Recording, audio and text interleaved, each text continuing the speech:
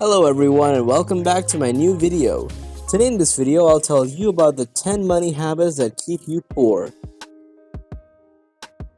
You are watching Wealthy Brains and now let's get in this video. The truth is that everyone has the potential to become rich, however certain people have habits that are crippling their ability to build wealth. Luckily, if you can identify and correct these bad habits, then you can change your ways and build true wealth. Therefore, in this video, I will share with you 10 money habits that are keeping you poor. Number 1. Impulse buying. Those who are constantly in financial distress are often the type to snatch up something whether it's on sale or not, even if the purchase wasn't exactly planned. In fact, impulse buying can lead to a series of different issues. First, many people will justify these unplanned purchases by saying that they earned this new gadget or that the item is not a want but a need. Second, these spur-of-the-moment purchases, when put on a credit card, may lead to the person paying for the item without actually having the funds to cover the cost. Finally, these random purchases make it much more challenging to adhere to your spending budget. To compound these issues, a lot of people, once realizing that their budget is blown, will continue spending knowing that they've failed in sticking to their budget. Number 2. Using credit cards for the points. Not all rewards credit cards are evil. In fact, when used responsibly, some definitely have their place in your wallet. However, there's a reason credit card companies offer those rewards, and it's definitely not out of the goodness of their hearts. Rewards encourage you to spend more, plain and simple. While you might score a little cash back on that purchase, many cards impose heavy restrictions, from annual caps to higher cashback rates, only for limited purchases. You might not be getting back as much as you think. Number 3. Keeping up with the Jonases. Real estate agents often say that it's better to be the worst house on the best street than the best house on the worst street. However, when your neighbors seem to have it all, the drive to the best house on the best street can overshadow your spending savvy. Competition is a psychological trigger that can cause spending, and keeping up with the Jonases or competing against family members, neighbors, or friends can lead you to overspend. It's important to remember that success is hard to measure from the outside. When you see a neighbor pull up in a shiny new car, remind yourself of your priorities and goals. No one can see your retirement account balance, but you know that you're working to secure a comfortable future by contributing it. Instead of that, new watch. Number 4. Relying on retail therapy. While some people exercise or listen to music to reduce stress, others find therapy in spending. Shopping can actually release endorphins in the brain, similar to other activities such as exercise, sex, and even eating chocolate. Unfortunately, like those three things, spending money in order to feel good can actually become addictive. Of course, if you don't get your emotional spending under control, you may need professional help. Shopping addiction is real and can be difficult to break, but with the help of a dedicated mental health professional, you can learn your triggers and find coping mechanisms to help keep you out of debt. Find other cost-effective ways to reduce stress and increase your happiness, and you will get the same end result without busting your budget. Number 5. Expecting a miracle. People who are constantly in money troubles often believe that righting their finances would take a money miracle. However, you're never going to get out of debt by winning the lottery, landing a windfall from a wealthy relative, or having the world's best paying job simply fall in your lap. What makes this way of thinking so dangerous is that it removes you from a position of control. When you're hoping for someone else to swoop in and save you from your bad habits, you're handing over the financial steering wheel and emotionally cutting yourself off of your debt. Of course, we all know that your credit, debt, and lifestyle belong only to you, and only you can solve the problem. In fact, having a sense of control is one of the keys to financial wellness. You see, there are many aspects of life that are out of your control. For example, you don't have much control over the economy or the job market, and because of this, it can be easy to get discouraged when things aren't going your way. To avoid feeling defeated, give yourself the opportunity to make a choice about something you do have control over.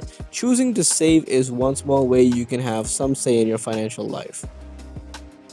So instead of waiting for a miracle, start opening your bills and taking the time to make a budget. Set up payment agreements to stay current, pay all new bills on time, and remember that you're the one who is affected when you're stuck in debt. Number 6. Succumbing to lifestyle inflation. As you get older, you probably expect to achieve a better financial status than you had as a young adult.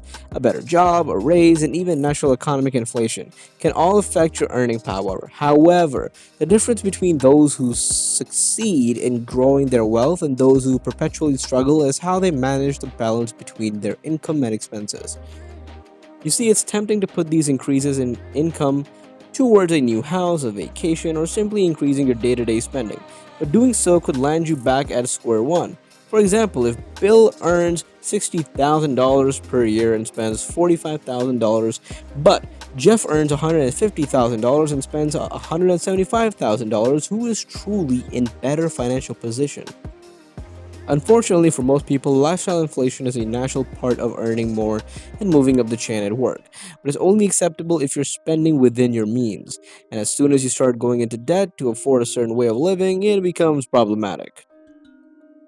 Make sure you only spend what you can afford and maintain your valuable financial freedom. Number 7. Avoiding your debt. When you have a seemingly insurmountable amount of debt, just the thought of paying it down can make you cringe, and for many, their strategy for managing debt is by avoiding it.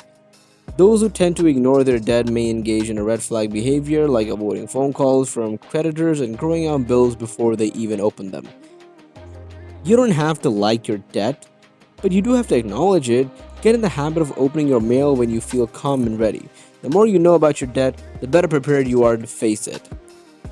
Once you know how much you owe, work out payment plans. If you owe a lot of several different creditors, pay your utility and fixed bills first and then focus on the account with the smallest balance. This can feel more achievable. Number 8. Taking interest-free loans. Like credit cards that offer points and rewards, stores that offer no interest loans are simply luring in potential debtors and enticing them to spend more than they can. The sad part is that many people who bite on such offers won't pay off their loans before the interest-free period ends, after which they're often slammed with fees and even retroactive interest from the so-called interest-free period. Number 9. Only paying the minimum. Paying the minimum every month doesn't mean you're getting out of debt. In fact, minimum payments can often calculate to about 4 to 6% of your balance, which could mean you're not only staying in debt but actually accruing more interest. When you open your credit card statement, remember that you owe the balance, not just the amount listed under minimum payment. Number 10. Relying on only one source of income. For most people, having a sole source of income is a way of life, and this income usually comes in the form of a salary. Unfortunately, jobs aren't as secure as people perceive them to be. In fact, in 2018 alone, US business laid off more than 21 million people, meaning that if your job was the only way you made money, then all of a sudden, your cash inflow came to a halt. When it comes to income sources, you need to think of yourself as a tree. Do trees grow from fruits only one branch? The simple answer is no. They have different branches producing flowers and fruits, and so should you. You should keep developing and learning new ways to let your income work for you. This is not only wise, but a safe way to help you sleep at night.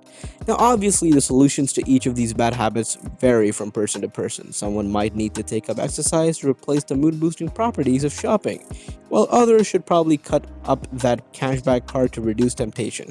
However, as with all bad habits, the first step is recognizing your behavior needs to change. If you find yourself chronically sabotaging your financial stability, it's time to hit pause and take stock of yourself. Knowing that you're hurting your own chances of freedom just might be the kick you need to finally get yourself out of the red. This is all for today, folks. If you enjoy the video, then leave a like, and if you are new, then do not forget to subscribe. See you till the next video, and thank you for watching.